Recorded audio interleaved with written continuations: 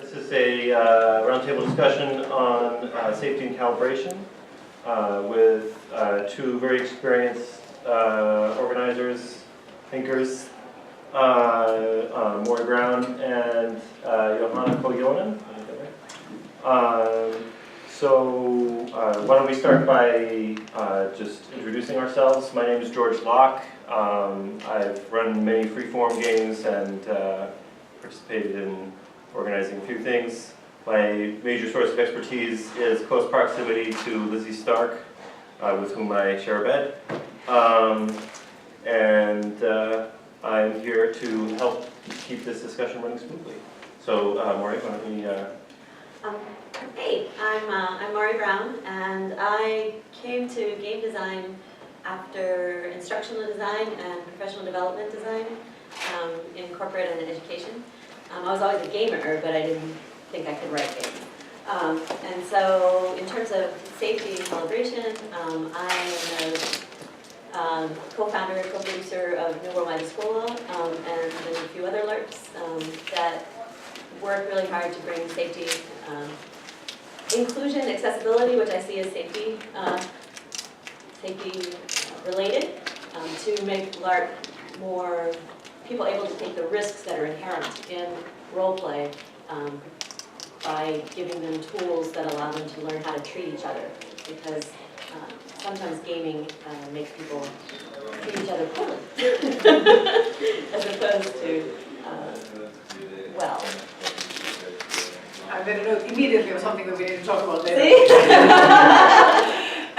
My name is Johanna or Koljonen. I'm from Finland originally. I live in Sweden now, and I run a company called Participation Design Agency that does projects, I want to say all around the world, which isn't true, but on at least 2 continents. We make LARPs. We also do interaction design, animal interaction design for arts institutions and other types of businesses, and work with commercial IPs, helping them be better or helping them not suck at participation. Also VR makers who are also terrible at things that are completely obvious to everyone in this room. But we also make LARPs for LARPers. And before we did that professionally, we've done that in the non-profit way. That is the Nordic standard for, I want to say, like 22 years or something like that right now. And the LARPs that we play in the Nordic countries are fundamentally different from what is typical in the United States. They have a collaborative baseline. They're not very systems heavy. Quite often you will play LARPs where you don't necessarily, for instance, have any kind of stats at all. It's just not relevant to the kinds of gameplay that we engage in. But you still need mechanics or either implicit or explicit rules to figure out how to interact with each other in these situations. And some other 2 baseline things that are good to know is that because our community is so old and so mature, of course we make LARPs for children, for instance, but we also make LARPs for grown-ups that are very much for grown-ups.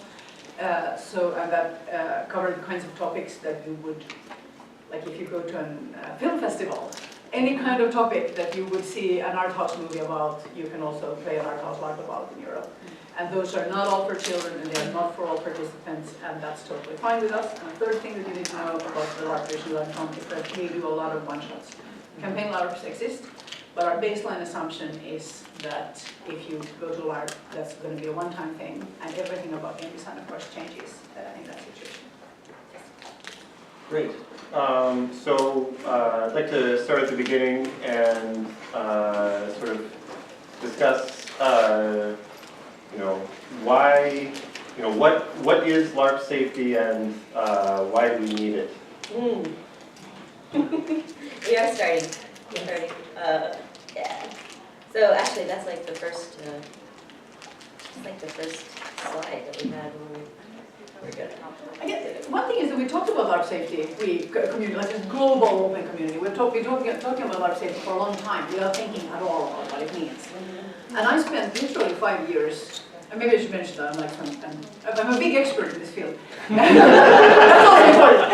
And the reason I am is that I thought that I knew pretty much everything there is to know about Nordic or LARP design in our tradition. And then a friend who was newer to the community was like, hey, can you tell me a little bit about what do you know about aftercare? Like the community as a collective, what do you know about aftercare? And I'm like, well, let me tell you about aftercare.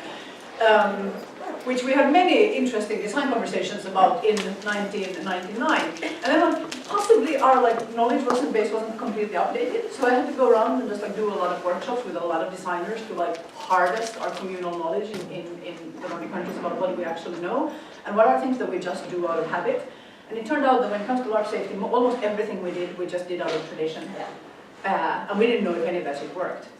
So then I spent 5 years systematizing that and starting testing things. And after 5 years, we realized that 70% of what we talk about when we talk about large safety has nothing to do with safety at all. Because it has nothing to do with risk or dangers or protecting people from stuff that's actually harmful. It has to do with just how do we engage with each other on a human level. So we had to introduce a new word 2 years ago, which we call calibration. Place-like calibration in particular, but it's all other kinds of calibration as well. So now we say safety and calibration. And when your safety doesn't work, then you're going to need to calibrate a hell of a lot because there's not going to be any trust between the players. So of course you can't disconnect them from each other. But we're talking about safety from harm. And being safe to play. And LARP safety, to me, is the stuff that's about stopping things from being actually dangerous. And calibration, for me, is about making people safe to play with each other. Which in retrospect is super obvious, but that literally took us 20 years to arrive at that point. Yeah, so I agree with what Johanna said, and I'm writing a book for McFarland Press about safety and calibration, and it is. A lot of it is taking stuff that's assumed. So safety, a lot of times, at least in America, people think of safety as being the physical safety, right? Are your cords taped down? Do you have the proper temperature for things? Will that vary for participants? Yes. Do you have an EMT on staff? What do you do if somebody sprains their ankle, right? Those sorts of things. But we were not very good at thinking about safety from the perspective of do people, we're not just physical bodies, right? We have personalities and we have intersectionalities, and that's something that I think we've dealt with more in the United States just because we have a huge legacy of racism and of colonization, and we have stories that were being told that were creating LARPs that were unsafe for certain groups of people because of the way their heritage was being portrayed in the LARP. And that is actually a really good example because unsafe in that sentence can mean both I don't feel welcome, which is a kind of more of which isn't about danger, it's about inclusion, or I feel like I don't feel safe to come with creative input in this game situation because of this. But it can also mean this racism that may be happening here that people aren't even aware of is actively harmful to me, I say that is dangerous in some way, or they're actually dangerous to me in some way. Yes. And so for me, the two get blended a lot more than I think than the way you just described it. Because welcoming, there's an aspect of the word safe that also means welcoming and inclusive. So I feel like I can go there and I can be, and I won't get aggressed upon, right? And so, and then the other thing was that for role play requires trust. And trust is not assumed, trust has to be designed. And so for me, the safety and calibration mechanics are tools to engender trust so that we can then tell the stories together. They are a baseline that needs to be in place. And some of these things have to be explicit because people have, if you don't tell them, if there's a void, people will fill it with their assumptions. Right? That's true for everything, yes. Right. If you don't design it, people are going to bring it. Yep. And if they're from different places, they're going to bring different things, and then everything breaks down. Right, exactly. And so for me, I kind of have a thing that's working right now called your LARP. Just because your LARP is in English doesn't mean it's an international LARP. Because needle, sorry. So true. I have recently been LARPing in Spain, and I'm like, yes. Because you're talking about these different traditions. So for us, as I was trying to bring more of these Nordic style LARPs where we have less stats and less things, the stats are a controlling mechanism that for some people felt was a safety mechanism because that meant you can't cheat, right? Having this thing where if you and I are fighting or doing, and we have this system that tells us what the outcome should be, that's somehow sort of a safety thing too. But if we bring in and we take out some of those mechanics and those ways, and now the interactions between you and I, instead of you to the system, us to the system is this mitigating thing, now we have to have rules for how we're going to interact, right? Yeah. And so, and we had a toxic culture still do, in a lot of our LARP communities where LARP is about betrayal and people can just, a lot of things in LARPs people can just kill your character or do these other things, and that is an atmosphere of distrust. I think it's been incredibly valuable for our company. Works a lot with White Wolf. We made some pretty high-profile events for them, some LARPs in Berlin and the European Parliament and some other places. And we've run some of them for American audiences as well. And engaging with American LARP cultures has been incredibly informative because, like, you have completely different sets of problems, and it's so useful to find the edges of like what one thing one does. And I should say that like Maury has been an enormous input for us to be able to work with American communities because we need this translation, like what the hell is going on. So like for instance, when you're talking about cheating, to me it's like, oh yeah, because if the game is competitively structured, then who wins an altercation on the story level has some kind of relevance. Whereas for me, it's like you can't cheat because it literally doesn't matter which character.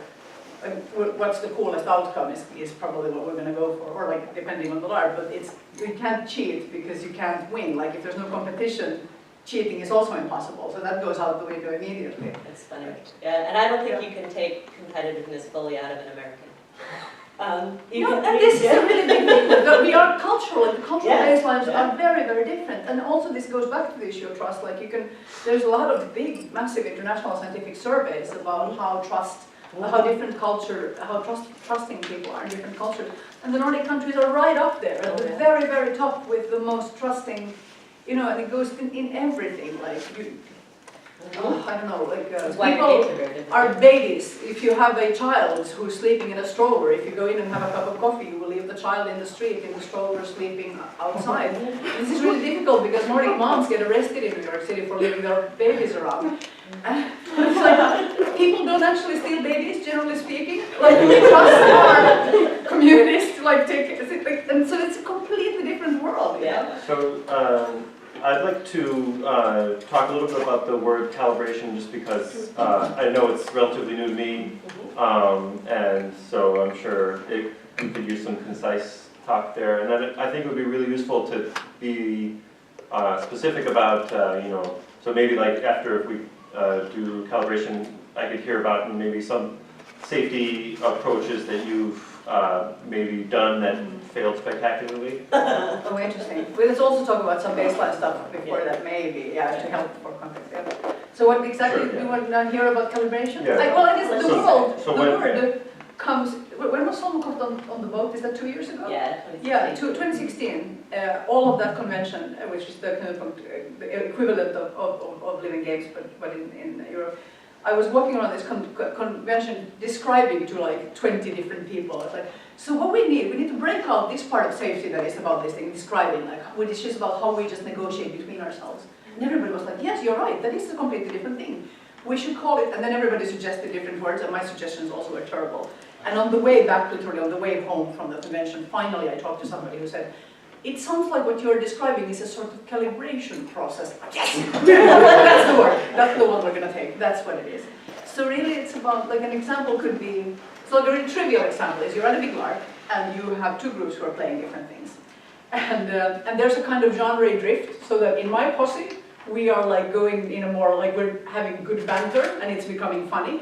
And this other group over here is playing like a really tragic situation right now, and they're in like a very deep and dark place. And then when we meet in the road or in the inn or something, and we have to now we have to LARP at each other, we're gonna do it in slightly different voices, right?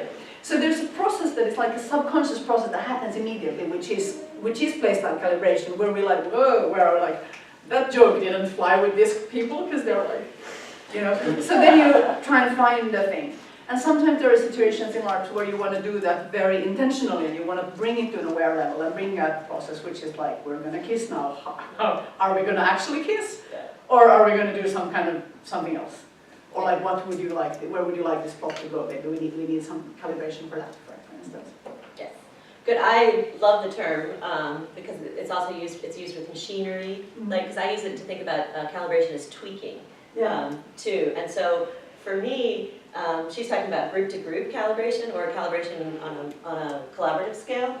But calibration is a very personal thing because people have different wants from the story, but they also have different experiences and different things that they like and things that they don't like. And so when you give people a calibration technique such as dial it up or dial it down, right, that allows them to get the play that they want, but also to feel safe, which is why these things just keep coming back for me. Because if I say, I want you to be more intense, right, because I'm enjoying this and I want it to be more intense, so let's dial it up. We're calibrating the level of play there to the comfort level of the people that are there. Just because I say dial it up to you and you're like, I don't want to yell anymore, right? Like, I'm happy. That doesn't mean that she has to, but so we've negotiated. So they're also invitations, not like instructions, yeah. Yeah. And there's something, so, and this can also happen at different levels. It's just to spell something out that may not be obvious to everybody, depending on your play culture, that quite often in LARP, there are many types of LARP. We say we don't give other players any power over, or like we define very clearly that I'm playing my character, I'm not playing your characters, and that means that I don't get to decide what your character does. And that's a design choice that you can make, but it's very good to understand that this is a design choice, and you can make other design choices. And there are also LARPs where we can say that every participant has full control, not just of what they as a player are doing, but also what kinds of fates their character will have. And that of course means if I am given the power to decide whether or not my character dies, for instance, that I also have to be able to control what your character is allowed to do to mine. And this actually, that's a whole different conversation. I make LARPs that are like that, and I also make LARPs that are not like that. Both work. And you can ask me later how. But if you make the second choice, then we're going to have some tools to negotiate, because like you may have had like a whole great idea for what you wanted to play, and if I'm not game, we have to find something that's satisfying for both of us, and that's also calibration, and that can be on the sort of plot level, not just the player interaction level. So let's talk about some of the specific tools that you've used. So you suggested dial it up, dial it down. So like. Could you just maybe describe how you provide that tool to the players and how it manifests in game? They're listed as part of the design document, described as part of the design document, as a section of the design document now, and everything that I write that is like safety and calibration tools, right? It's like under mechanics. One of the conversations that we had a few years ago was where we just had to admit that safety and calibration are mechanics, right? Like they are things that you put in the game that control the interactions between the people and the outcome that comes. So if you think about them as mechanics, then they are no longer something that somebody can say, oh, they're just this extra thing, right? That you put on if you feel like it for a game. It's like, no, this is an important mechanic for how this game actually works. We don't roll dice, we don't have card pulls, we have these mechanics, right? And so they're listed in the design document or the rules booklet or whatever, but then they're practiced pre-game. So I've been doing a lot of work on pre-play and post-play activities. Pre-play as opposed to foreplay. Although important terminology difference. Although there are a lot of similarities between the pre-play and foreplay, right? And then post-play, which I'm using as this umbrella term to talk about aftercare and some of the other things, because the design of an experience, something that you've been preaching for several years, is not just the number of hours that you are in game, but it's how you get people prepared for it and how you bring people out of it. And so the tools are introduced if people read the design document or the rules booklet before the game, and then introduced live in the pre-play activities and practiced, and then modeled throughout the game. We try to make sure that we have enough people in the game who are going to use these to show that this is you should use them, right? And that they know how to. So specifically normalizing it through making sure that they are also being used, basically by high-stage players, for instance. That's a hack that you can do. Yes. Yeah. So what would you add to that? I would add to that Yeah, like it's really important to think that this isn't just runtime design, like the things that are happening during gameplay, of course you design those, but these are social systems and cultural expectations and things like that. So it's not enough to have like a rules document, you also have to think about in a very practical way, like how do people actually learn this stuff. So we always say in the Nordic community that like the most scarce resources, the most valuable resources that a LARP maker has is player time on location. And the cognitive load of a player, like how much can you expect them to actually learn and memorize. And there's a massive threshold to join a campaign LARP in most countries because you have to learn such an enormous amount of rules, and you need all of those rules because those are often sandbox worlds, or they're rule sets that are designed to enable hundreds or thousands kinds of events and play that might hypothetically happen later in the campaign. So you need all the rules for that from the very beginning, whereas for a one-shot, of course, we don't necessarily, like we know already, it's pretty focused, we know what the themes of the LARP are, we know what kinds of verbs people will be doing, so we don't need rules for all the things that could hypothetically happen in the universe, we just need rules for this thing. So then you can be much more focused and have much fewer, like there's an elegance issue in the design. But even so, that doesn't help. Like you cannot give people a PDF, as you say, and think that they're going to figure it out, because they might read things differently. So you do need to invest some time in making sure that everybody has somehow internalized this. And then actually it might be elegant to move a lot of that design out of the mechanics and say that the culture design is also part of interaction design. So that if you can make people trust each other, you know, that it might be a very different kind of exercise. Maybe they don't need to practice a mechanic, maybe you need them to build something together, or something that's going to make them, or solve a problem together, or play a social game together, and that's going to give them trust in each other. That means that you can actually remove like 3 different mechanics from the actual gameplay, because you don't need them anymore, because the people are already like believing and trusting in each other. Which brings up a good point, is that one of the things that I think both of us do is that we, in this community design that is part of safety, is that part of the time when you show up to the event is we ask you to interact as people, not as your characters. And that's different than a lot of LARP cultures where you just show up and you're your character, and sometimes people don't even know your name or who you are really outside of character. But because that you're a player who's using the character that's as a tool or an alibi, right? Then what I need to trust, I might distrust your character in the game, right? But I need to trust you as a person, that in order for us to actually do this role play thing, and in order for me to feel like I can take the risk of playing something that's kind of maybe harsh or romantic or outside of my comfort zone or any of those sorts of things with this person. And so a lot of the safety and calibration tools, you know, are the players, right, using them. And they're a bit of a meta technique, because when I, like for example, OK check-in, which I think everyone in this room pretty much knows what that is, but if I'm unsure if somebody's role-playing something, or if I think that potentially the player's in distress. This was a huge problem for a lot of people, because they would see somebody and they couldn't tell if they were having a good time or if they needed help, but they didn't want to break character, because then that might make them a bad LARPer if they broke character. But also mind would start spinning, that cognitive load that you're talking about. Like, I saw that person over there and they looked like they were sad, or they looked like they were hurting, and I didn't do anything. And like for the next 2 hours or 3 days or whatever, you would sit there and go, should I have said something to them? Should I have done something? Did I lose? It's going to mess up your own immersion as well. Your own, yeah.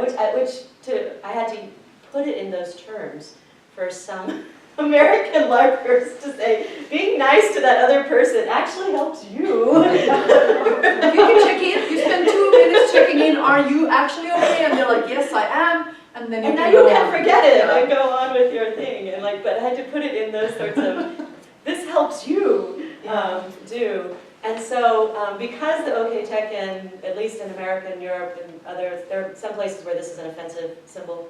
Very rude. Yes, very, very rude. But because this is low on the cognitive load, because it's something you already know and have seen, versus like the baseball symbols that people try to, do, that they add into LARPs sometimes that you can't then cognitively remember. What was the symbol for I'm not Especially in an expecting emergency. in an emergency. So, so having something that was simple, but required an answer was helpful. But we had to make sure that people were, like, you can tell people you have a thing, but if they don't see it, then people are like, should I use it? Should I not use it? Right.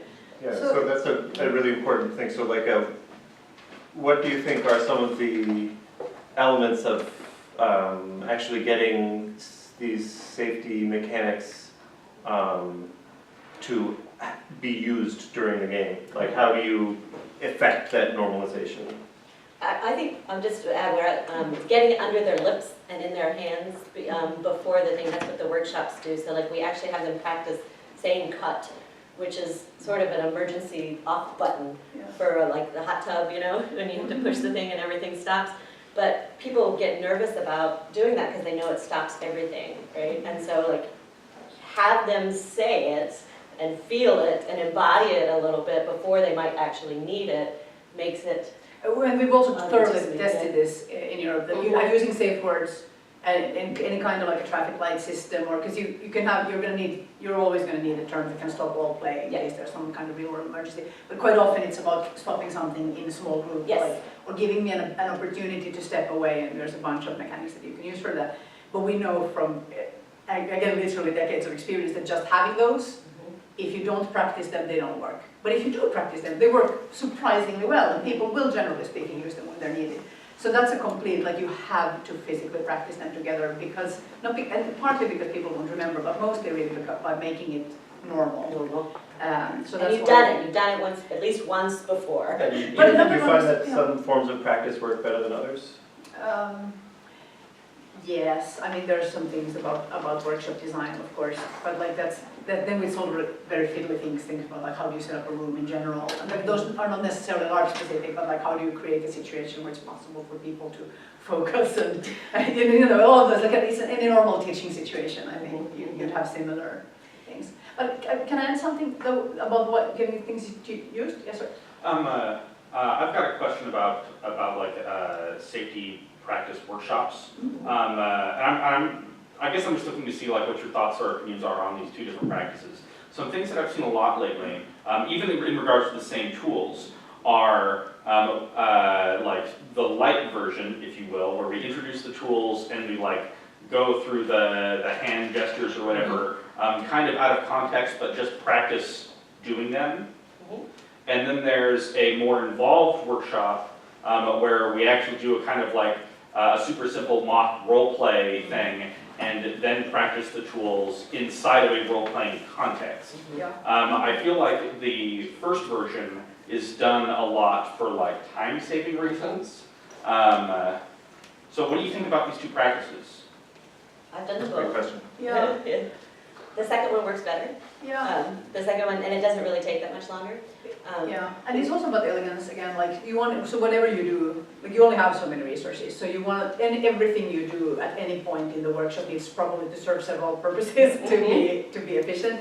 And you can, if you through doing mock role playing, you can get over another hurdle, which is just an aesthetic hurdle mostly, which is that the first 5 minutes of any LARP, everybody is like speaking in their big fake LARP voice. That if you're getting to be in character a little bit before the actual LARP starts, you can save some like shit role playing from happening later. So that would be like a 2 birds 1 stone type situation, and that's why I think it's good practice. And so for example, yes, I mean that's good instructional design, right? Like everything is put in together. So you give them a scenario that's something that they're going to role play that is an example of something that might come up during the LARP, so that they are learning how to say collaboratively role play, but also the importance of when you just do this, you are not doing how it actually happens in the game, because there's a barrier to like interrupting that that if you were going to use it in a real situation, you're not just kind of I'm going to walk around, right? You have to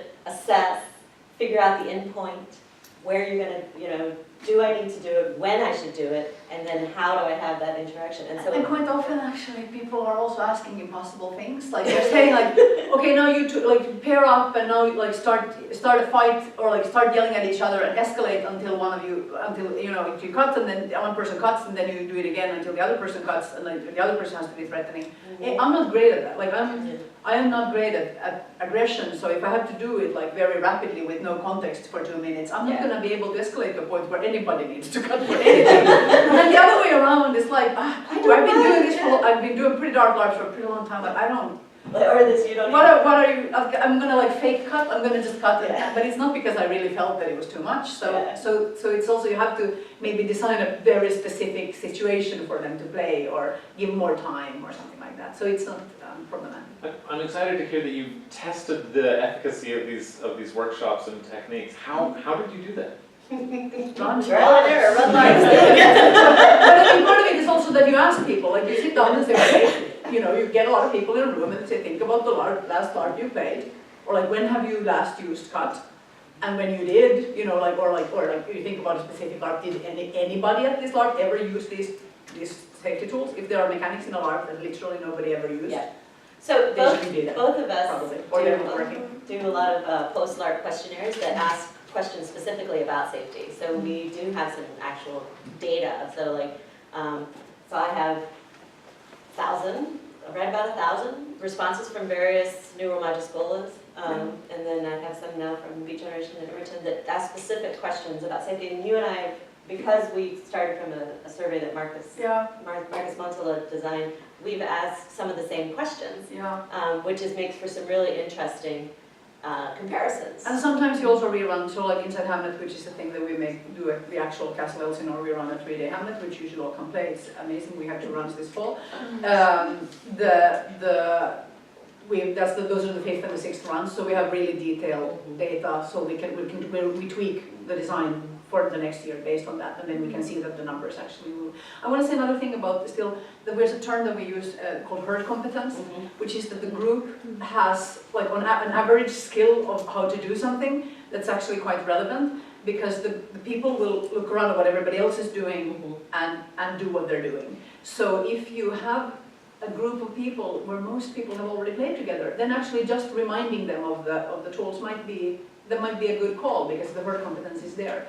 However, if the tools are very subtle, so for instance, we have an escalation de-escalation mechanic that we use for physical play in a lot called Baphomet, which is about like an occult, it's complicated. Anyway, it's very physical, it's very grown up.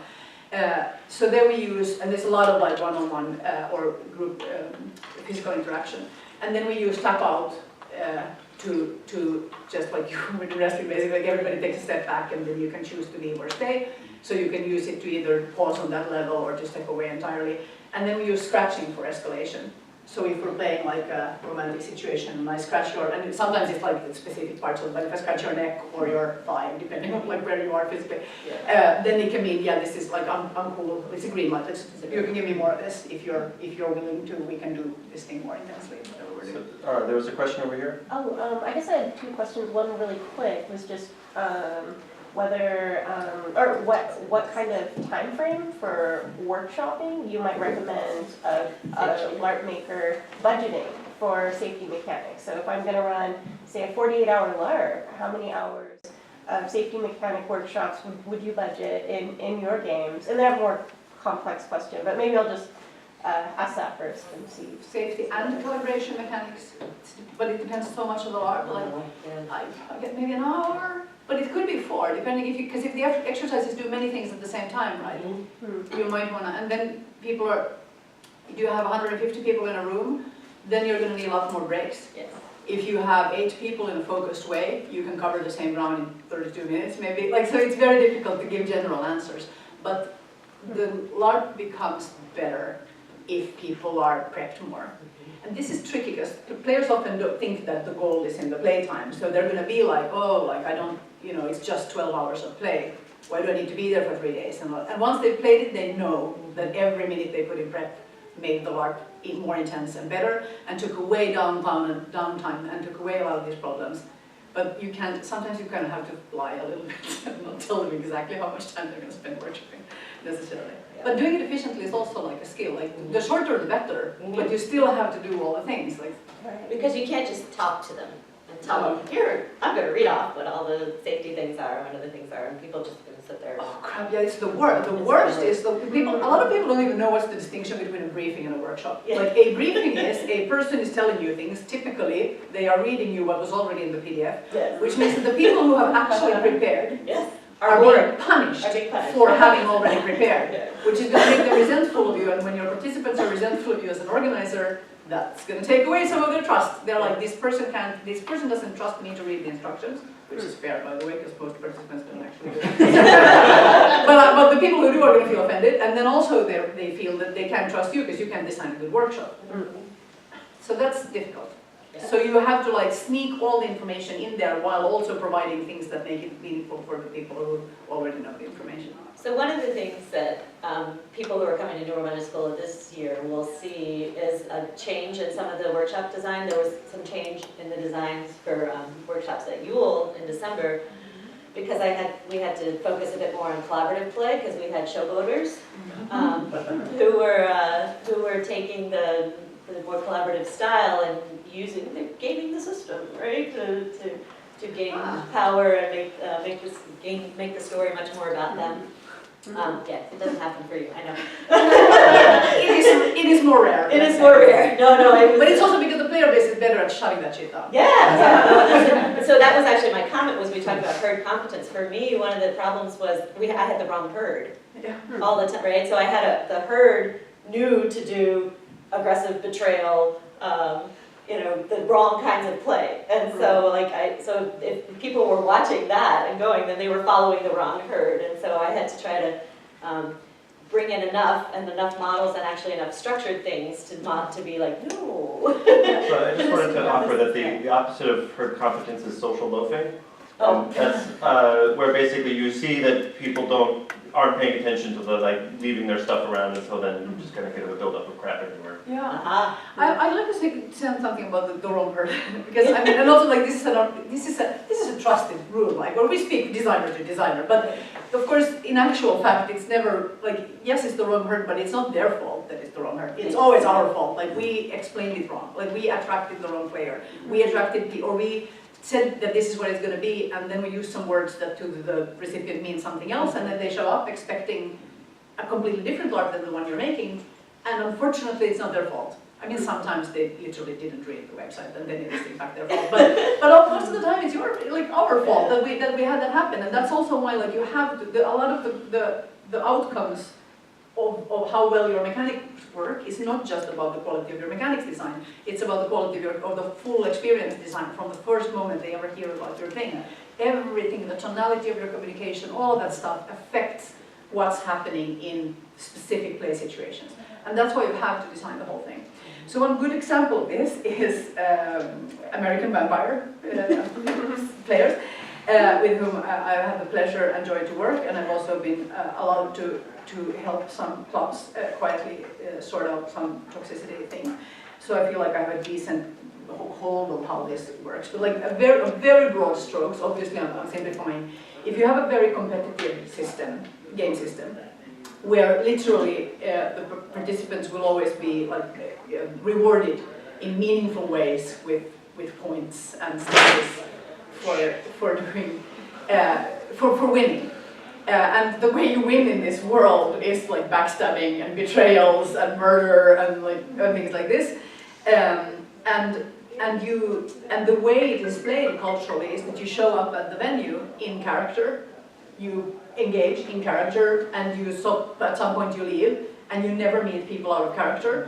Like it's not a surprise that it's difficult for people to engage with each other on a player-to-player level, especially since everything that happens between the games is actually also in character online play, where you try to game each other as much as humanly possible. Of course this is going to be a problem. And of course you're going to have, and it's also because of other structures, which means that if there's toxicity in a culture, the people who stick around are going to end up with the most formal and informal power in the local club. So any kind of bullshit is going to be entrenched pretty fast, and especially if you have a predator or something like that, that they're also going to be a very high status person in the community. So there are all kinds of like structural problems with this.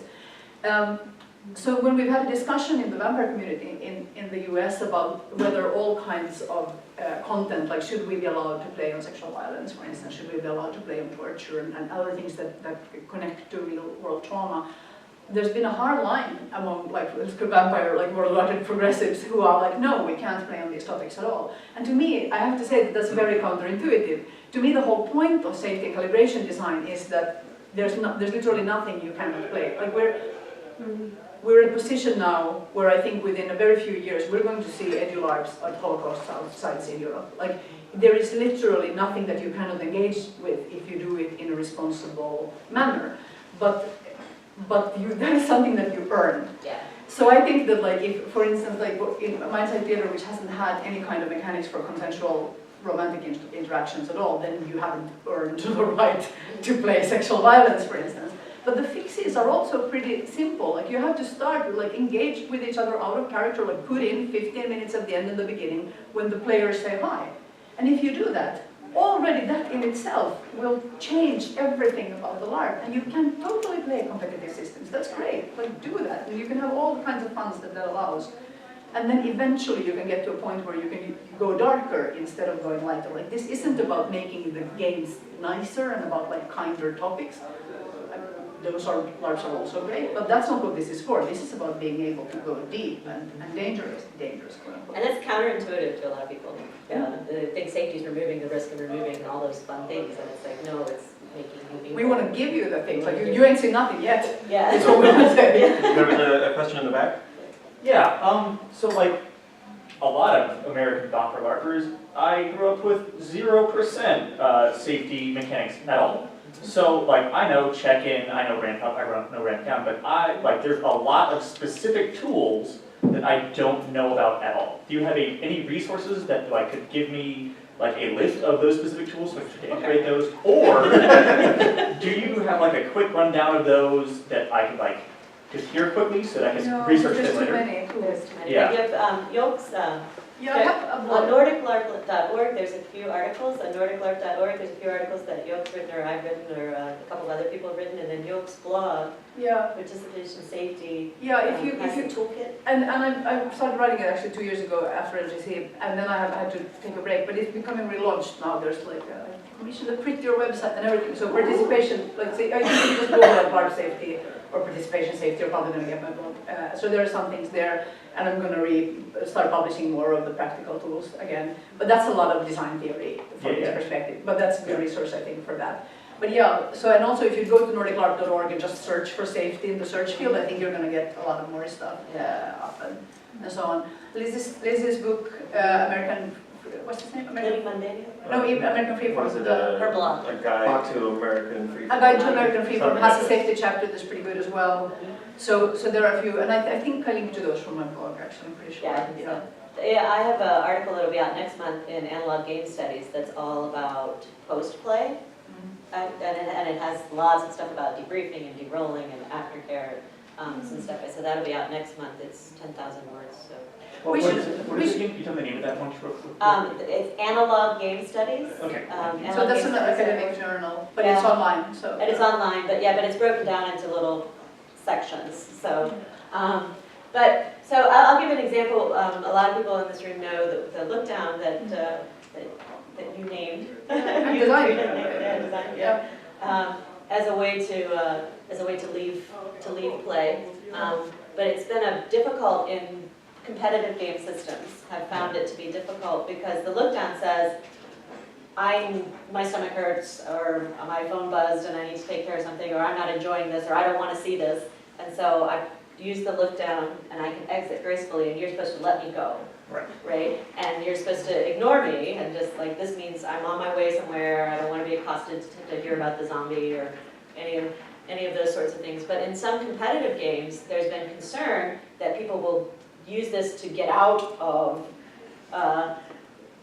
consequences that were about to be meted to them, or to leave combat when they were clearly going to be losing, and so then so you've got a trust problem there. Do you see what's happening? Is that your community doesn't trust that the player is using this because they have a player need, or they're being triggered, or maybe that hurt too much and they don't want to finish the combat, right? Because there's a player need that's happening there, but you're gonna like, no, you're cheating by using the safety tool. And so the problem there is that the community doesn't buy in to thinking that the player. And that might be a thing. Like maybe a person has like anxiety about confrontation, and there's a point where their character is going to be punished for something, and the player just can't handle it. So they need to step out. Like their need is real, but it's also real that on the sort of within a competitive system that's essentially cheating, like the consequences do disappear. So you might want to design a system where there is a way of mitigating that in some fashion, that you don't always play those things. But this is a really important thing you're touching on, which is that you can't.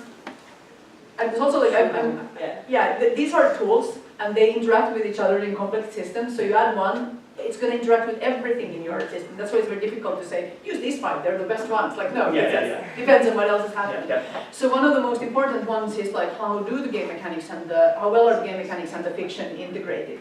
Like, if it's possible, if it's physically possible, is it physically possible to leave a space?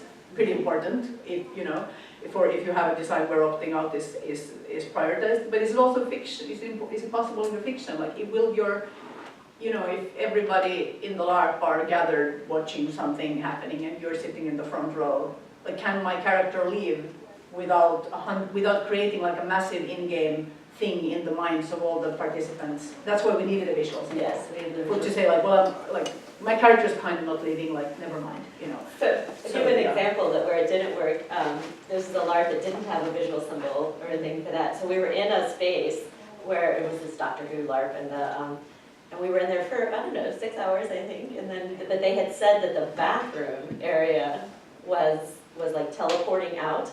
And so I was in there after about 3 hours, and I had to go to the bathroom, right? And so I went to the GM and I was like, bathroom, but I'm not teleporting out, right? Like I'm trying to like, how do I pee? Important design decisions. Maslow's hierarchy of need. You start at the bottom, like it's really important. And so I told him, and he was like, okay, I'll let people know. And so I was like, all right. So everybody knows that you need to pay. So I was like, okay, I trusted this was gonna happen. I went into the bathroom, did what I needed to do, and I came back out. And of course, as soon as I came back out, all these people were like, where did you go? What did you do? Why did you leave? And I was like, I didn't know. I just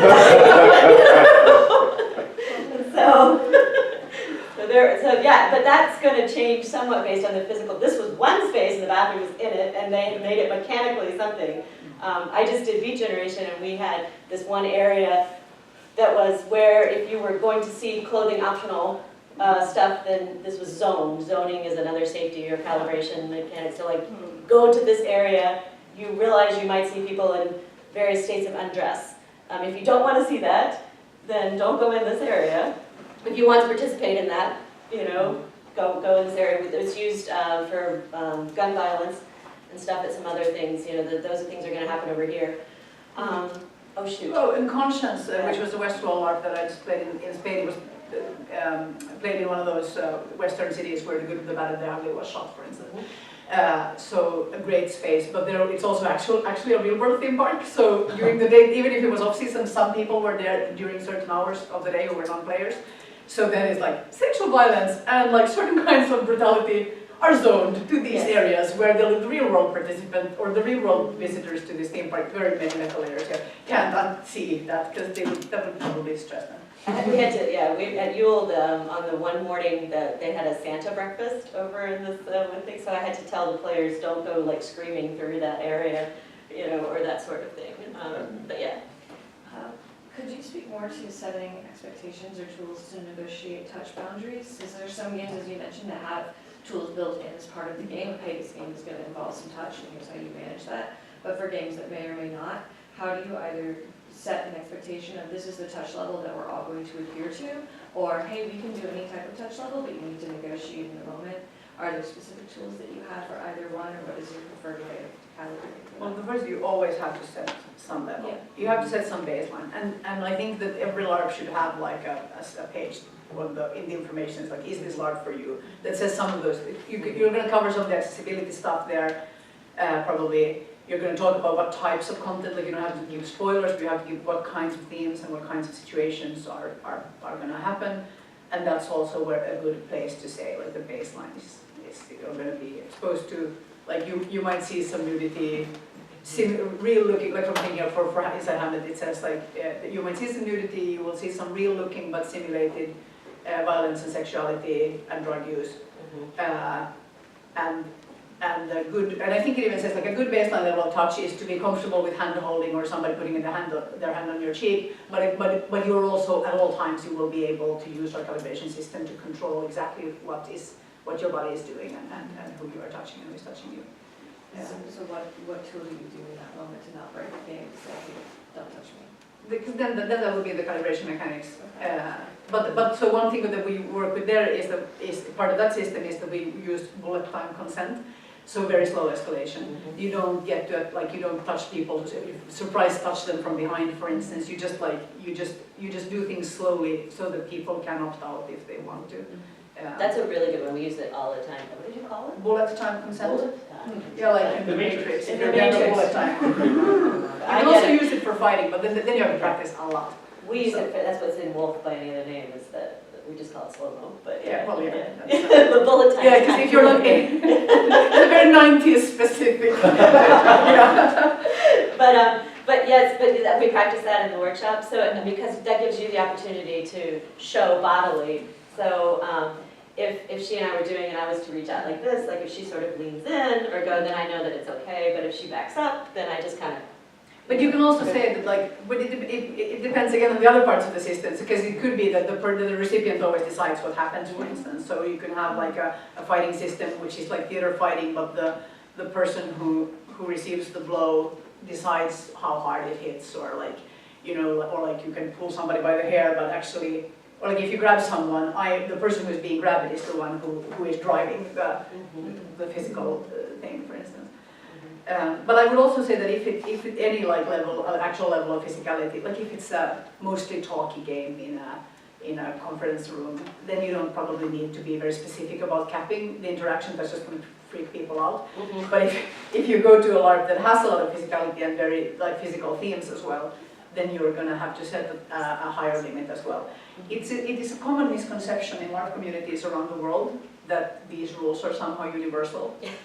I had a conversation with an Italian friend, now friend, then co-player, who was like, we were trying to negotiate a sexual interaction in a LARP that used theater sex or dry humping, as it is colloquially called, which is you do the motions, but you have to still like calibrate how much grinding will actually happen, and you are wearing clothes. In this LARP, you were also allowed to be naked, but not if you're playing sex, like it's one of the two at the same time. Like if you need to play sex, you put some clothes on. But we were still negotiating that, and he's negotiating. He was very new to safety thinking at all, and he was like, "Well, you know, we're all LARPers. We have approximately the same limits as consulting adults." And I'm like, "Do you realize that I go to some LARPs where people have actual sex?" And he was like, "What?" I go to some LARPs where it's totally okay to punch someone as long as you don't leave like lasting marks.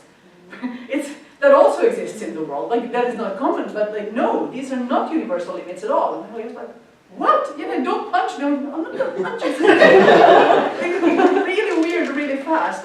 But then luckily, and like so I mean in those kinds of situations, yeah, like. If you have like, because actually sometimes giving limits, so they have saying theater sex, and by the way, no real sex, and that means that no genitals will be touched at any time. Like you can be very specific about this. And we saw in Hamlet, because in the 15 rounds of Hamlet, we hadn't explicitly said that you can't have real sex. So consenting adults could theoretically escalate to that level, or negotiate to that level if they were comfortable doing that.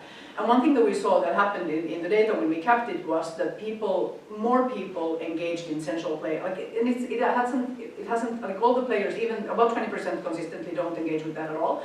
And but they still feel, we see from other data, that they're very comfortable with the fact that it exists in the LARP. It doesn't bother them because of the way it's handled, and our safety numbers are like through the roof, so good.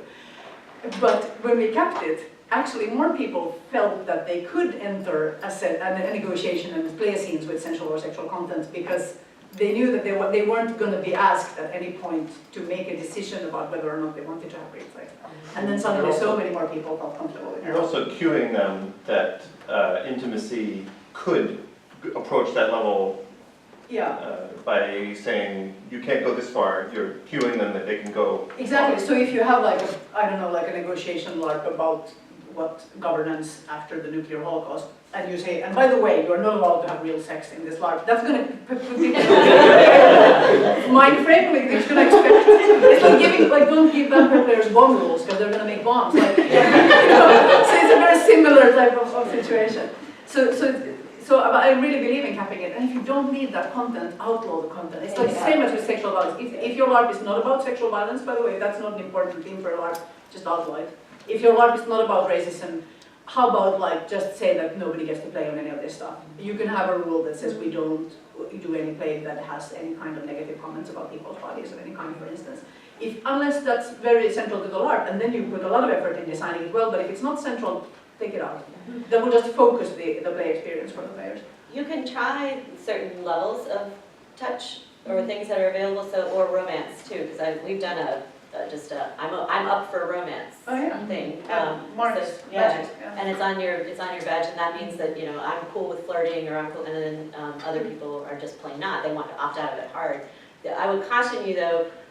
Conscience tried this, I think. I don't know if you can talk a little bit about how well it might have worked with this, like, if I'm wearing this white ribbon, then that means I'm okay with you like smacking me and. No, they had two ribbons. It was like one ribbon was I am open to negotiate about violence. Yes. So that if I'm not wearing the violence ribbon, you don't even get to start the conversation because the answer is already no.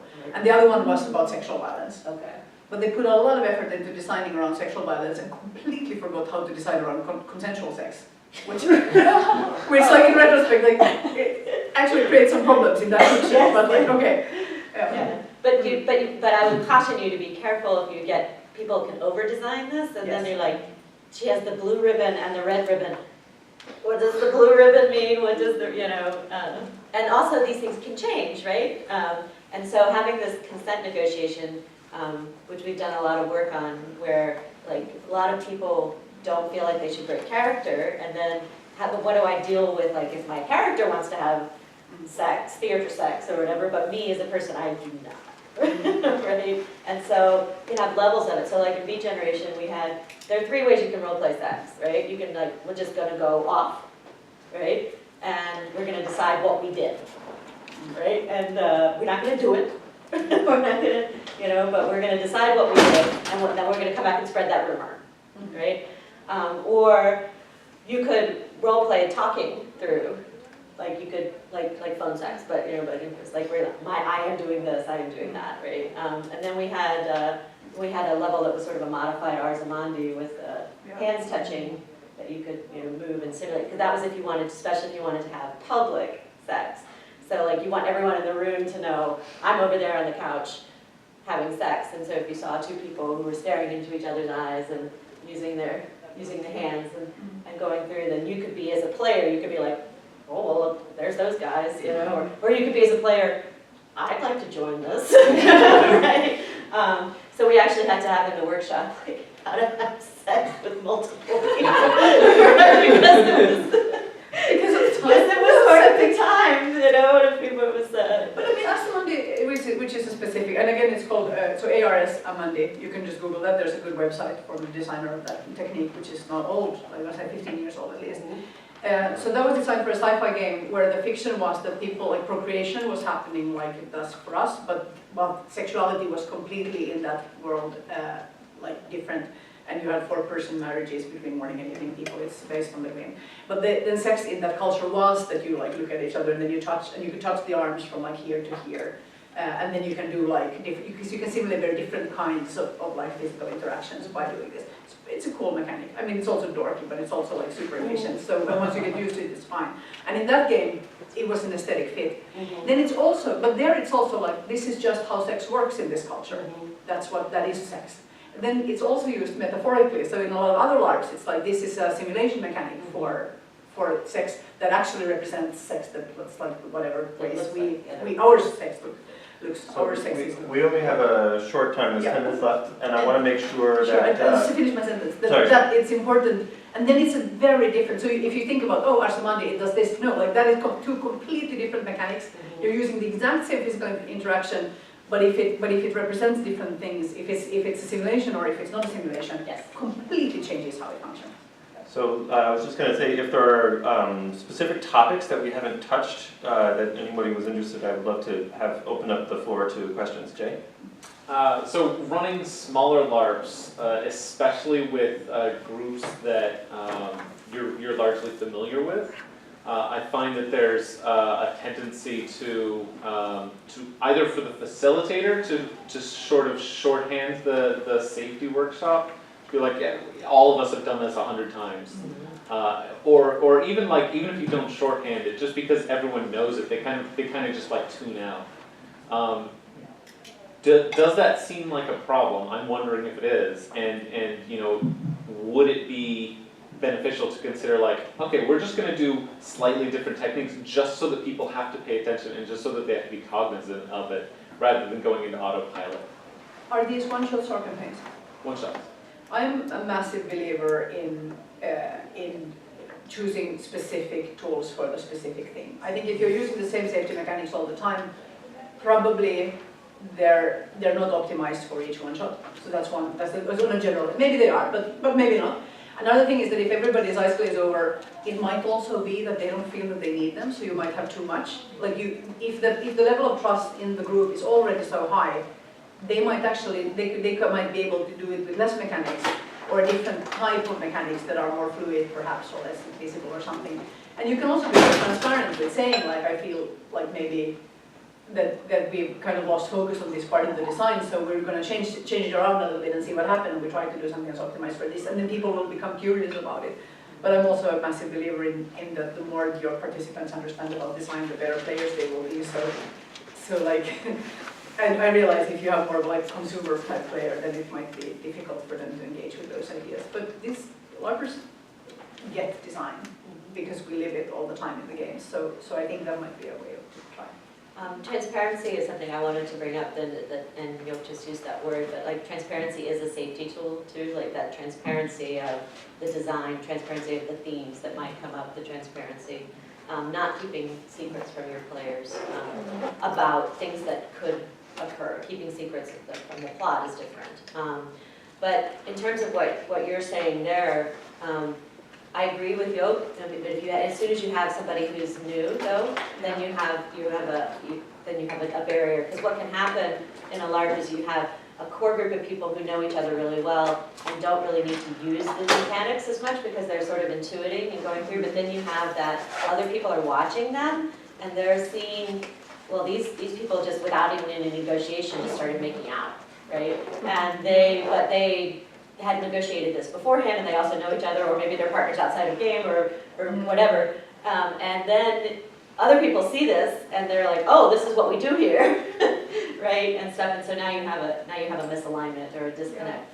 And every time you add somebody new, if you have a core group that is trustworthy, you have to incentivize this core group to also try to include this new people. So when you're running it, like running it at a con or a thing like that where you don't know who the people are, that's different than running it with people who know each other. But you can also make that transparency, like you can also design the culture of your LARP so that for instance, that service is high status, for instance, so that if a new person joins the group, the more inviting and helpful you are, the higher your status in the group will be, instead of, okay, like cool kids talk to each other. I mean, this is long-term work, obviously, but this is something that can be done, and that's going to help a lot with this.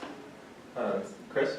I was wondering if you had any recommendations for how to introduce new either like calibration mechanics or safety mechanics into established long-running communities. Because you put out some things that I would love to see implemented in games that I'm involved with, but it's like, well, how do I get this out to the community at large, especially in a weekend campaign setting where it can be hard to build in the time for workshops? That's a great question. Well, yeah. Well, I'll start with you need the buy-in from the top, right? Because if you're like, we've had instances where players are trying to bubble up and go through, and if there's a disconnect between, is this now going to be part of the culture? Like the people at the top need to say, this is a thing, this is real, this isn't just players trying to add this, or we're not going to turn a blind eye to it. and go. So the buy-in at the top. Modules, specific modules. So like I was talking about Newer Module School this year's design on the Thursday night. Some of the things that I used to handle in workshops is actually going to be in-game. Because it makes sense in the fiction. Like, let's get together by path, right? And we used to have a workshop where they got together by path. Well, on the orientation back to school, when you might get together with the other people who are on the same major as you, and you guys can do some structured role play that might have been in a workshop now. So you can design a mod that you can kind of get people through that actually causes them to use that. Yeah, and with all the trust building and things like that as well, yeah, that's a good idea. I also think that sometimes when these are introduced, people do it with a narrative that's like, our play culture doesn't work at all, our LARP is shit, and also it's toxic, and also it's dangerous, and therefore we need to add these tools, which the people who are in positions of power and authority in those groups don't feel that's great. So it's, even when you might be factually right, as we often are, then it's better to talk about like what do these tools give you? Like what is it you're building here rather than what is it you're preventing? Yes. And that really that changes the narrative a little bit. But it's possible to also say like we're going to try this in this one game, this one thing, and then we're going to evaluate everyone together. Or we say we commit to doing this for 3 games, and then we're going to have a collective process where we look at whether we liked it or not, and that's going to help a lot as well. And also just to add on to that, one thing at a time. Yeah. Don't come in and go, there are 5 new things, right? But like one thing at a time, because they do start to affect, these are interrelated. But if you introduce a new mechanic, you might use that as your leverage to Yes. have that out-of-character interaction at the beginning, which maybe your secret goal is actually to have people engage with each other out of character, and then you pretend that it's because you're teaching them a new thing, but actually the real reason is to get them to hang out of character. This is just good instructional design. You trick people into learning something. Great, so we just have time for, I think, probably 2 questions, so. Well, you know, something I was really excited about when I saw that this talk was, you know, safety mechanics, is I was like, yes, treating safety as mechanics. When I went and checked out World Magic School, I took part in the 4th run. That, you know, there's the 4 hours of safety workshops, and I was like, well, I'm part of Wizard Games, I know Nordic LARP safety, I'll be fine, you know, and so I missed some of the workshops. And once gameplay started, I really regretted that, but in this interesting way that was like really useful to my research, you know, because it was like, oh wow, like now I'm in this moment where I've got like 5 people, we're dealing with a ghost, it's midnight at this gazebo, and I can't figure out how in heck to make the thing my character wants to have happen, and like everybody else was so calibrated, and I was realizing, oh my god, this is the same as like the mechanics we use in a Boffer LARP to like cast magic or whatever, you know, because everyone was just like popping stuff off, where it's like, wait, my character would want to do this, so da-da-da, like bam, bam, bam, like 5 people all around me were just like co-creating this experience, you know, kind of out of game, like throwing stuff out and then popping back in game and addressing the vampire in this way that I think was just really awesome and satisfying for everyone else, but for me it was like, I was just like, whoa, like I am illiterate in what just happened, and the two talks I'm giving, like this, or one I gave, one I'm giving today, is sort of about literacies within different game communities, and like you really do have to have those workshops is maybe the workshop mandatory as literacy. And so I guess my question is, like, to what degree, you know, do you feel that a model of saying, okay, like some people are fluent in these mechanics? No, they have, because it's not just about learning the mechanics, right? There are other things that happen in that room. Maybe they didn't even have maybe you never missed a part of the workshop where they were taught co-creation, but that happened between the lines while they were learning the other things, is that they were figuring out how do we talk to each other as a group. And that's why, like, yeah, I think the whole process needs to be mandatory. Sometimes we let people in who missed a workshop because their plane was late or something like that. Always regret it. Always regret it. Yep. Always regret it. But I mean, somebody flew in from like the US to play a LARP in Denmark. And I'm not going to deny them because they missed the first hour of the workshop, but it's always a nightmare for everybody. And they might not even know how shit they are in the room, because like, so that's also a problem. Damn it. But that's a very specific LARP, so yeah. Yeah, no, I would agree with you, but we have a bit of a cultural gap where people think workshops are skippable, or sometimes they're just running late and doing, so. For very valid reasons. Again, it's not your fault, because you didn't realize that you really needed to be there. So that's a good takeaway for like us as well. Again, like what we have to remind people why it's important to show up. And I mean, one thing, the sort of question I had though was like about like the change in language, because since then there has been a change in language away from like safety, like something about the term safety. There were ways the workshop was presented, there were people I interacted with, you know, even who were just, oh, you know, it's safety, like there was a dismissive, it was the very first set of runs, and like I think that there wasn't yet a culture of understanding, like, okay, this is also going to affect your experience of the diegesis, like, yes, it's centered around your character, but like the being in the game world is affected by this too. We just call them how to play now. How to play? How to play. But yeah, you've changed the language, I'm interested in like the terms, you know. Oh, no, sorry. So this is sort of bouncing off the question of introducing into existing LARPs. You've talked a lot about getting existing groups to build trust and the wrong herd competence. How do you start changing that herd competence? Gradually. Yeah. So I call it LARP muscle memory, because you know you've done if you have new LARPers, it's much easier because they don't have any LARP muscle memory. So they just take what you are giving them and they try it. But if you have people who already know another way to do it, or think that the way that they know how to do it is better, because you like we had people tell us that our magic system would never work. So here's a new magic system that will give you. Oh yeah. That's a yes. Yeah. But these people exist. So yes, a little bit at a time because of this muscle memory stuff. Because people will get into this cognitive load, right? They'll hear you, they'll practice it in the workshop, right? It looks like they've got it under their skin, and then when the vampire is right in their face and they haven't slept for 2 days and whatever, then they are reverted back to something. And then very practical, like we say gradually, then it's okay, which grade, like what gradient do you begin with? And the answer is you start from something that is a real need. Like that you introduce something that solves a problem that people actually have. Nobody wants to like make something more difficult, but if you can make something easier for them, that's very helpful. Another thing that might also help is like bribery. So like if you need them to show up earlier, give them a meal, or you know something like that. That could also be actually. Cool. That help? Yeah. Are we done? That's all the time we have. Thanks everybody for all the great questions and the lively discussion.